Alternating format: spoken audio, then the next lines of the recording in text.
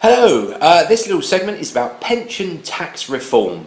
Today's piece has been prompted by the Centre for Policy Studies bringing out a document of the same name. A little bit of blue sky thinking in amongst all the pouring rain. I don't know if you can hear that, but here in Putney, as I say, pouring with rain, so some blue sky thinking.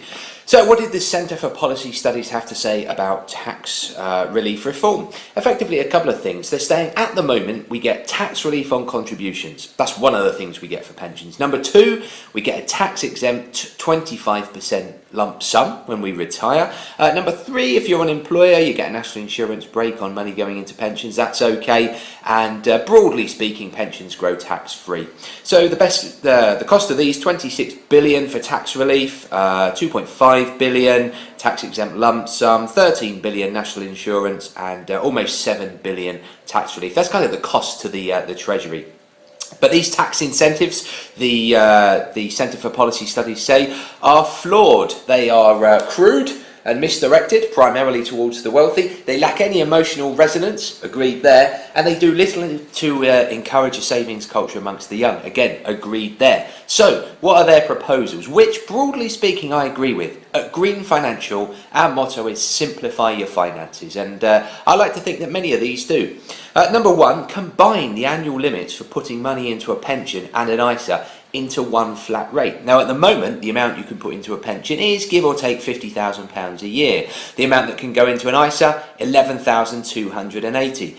Crazy numbers. I much prefer round numbers, and they're coming up with a figure of somewhere between 30 to 40,000 a year in total for both tax wrappers. Hopefully to try and encourage people to put more away in total, but the suspicion being that people will put more away into ISAs than pensions because they're more flexible. You can get the money out. You can't do that with pensions. And of course, if the money went into ISAs, not pensions, that means the government of the day are then not paying out on tax relief. They reckon that this would save around about £1 billion a year.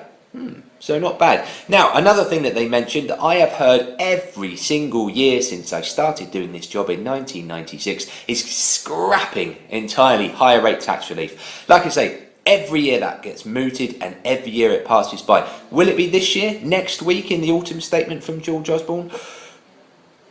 I'm not going to hold my breath. And wait and see, but who knows, maybe that will be the case.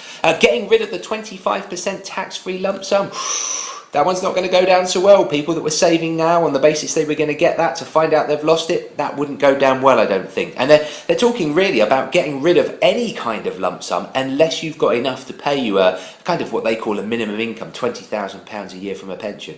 So unless your pension pot is big enough to pay you an income of £20,000 a year, then you wouldn't be able to have a lump sum. So, another one there. But anyway, the Centre for Policy Studies goes through 9 different proposals. Worth a read if, like me, you wanted something to do over your sandwich at lunchtime. But what were their conclusions? I'll read them out to you. Today's tax incentives to save for retirement are hugely expensive and worse, ineffectively deployed. Skewed towards the wealthy, they do far less than they should do to minimise pensioner poverty. Furthermore, they do little to catalyse saving among younger workers, therefore exacerbating the looming generational inequality. The savings incentives framework should be restructured. So, like I say, broadly speaking, at Green Financial, I welcome this blue sky thinking. Will they all come through? I don't know. Will things happen next week in the autumn statement? We'll wait and see. Until next time, bye-bye.